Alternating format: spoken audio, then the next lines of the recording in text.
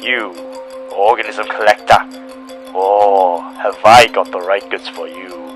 Look no further than I, for this that I have is tuberculosis, something of which I trust that you have some form of knowledge already. Now, don't be scared. It's perfectly safe. Just hold your breath.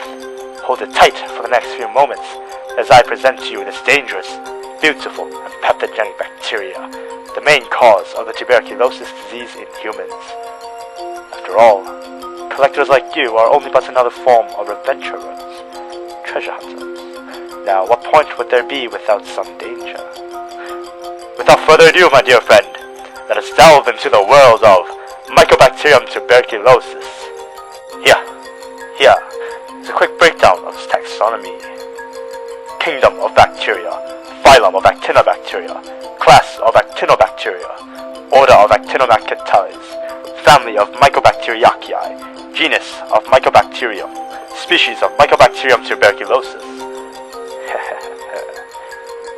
Quite intriguing, yes? If not, I still have quite some more in store for you. Did you know that this bacteria here is quite hardy in itself?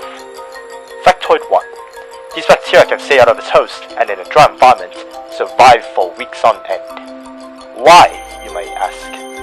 Well, it is mainly because of its cell wall having extremely high lipid content. Consequently, it is gram-positive.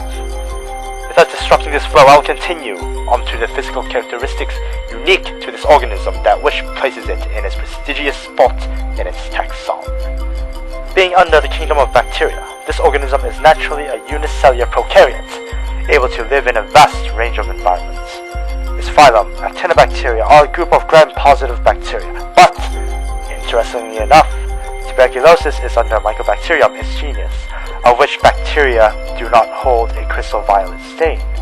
It is a trait of a gram-negative bacteria, but because of its lack of an outer cell membrane, it is considered an acid-fast gram-positive bacterium. Furthermore, organisms under its family of Mycobacteriaceae have a unique waxy cell wall, as denoted by the prefix myco, to the species itself of Mycobacterium tuberculosis. Very hardy the species is, being able to survive in macrophages, holding resistance to many antibiotics, and death by acidic and alkaline compounds. Like to take things slow, controlled? Well, this species divides once every 16 to 20 hours. Still not impressed? Tough one you are. No worries. I have much more in store for you still. Factoid 2. I mentioned previously of survival in macrophages.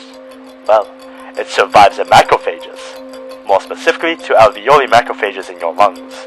Once taken up by it, it is unable to be digested, and it goes under replication normally inside this macrophage.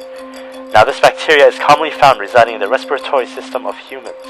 They are very much attracted to aerobic environments, as they are obligate anaerobes. As this is where they prefer to be, it is definitely not the extent of where it can be. Weeks of survival out of a host in dry environment? Yes, definitely. They can also reside in other parts of the body, such as the spine.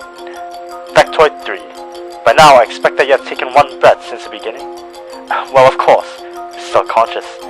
Inhaling just 10 bacterium can cause an infection. 10. But luckily, only people with an active disease can transmit the bacterium. Such a factor decreases the chance of infection considerably. It may be transferred by means of coughing, sneezing, speaking, or spitting, causing this bacterium to go airborne. But once you get infected, being the latent infection it is, will not develop into a disease until later.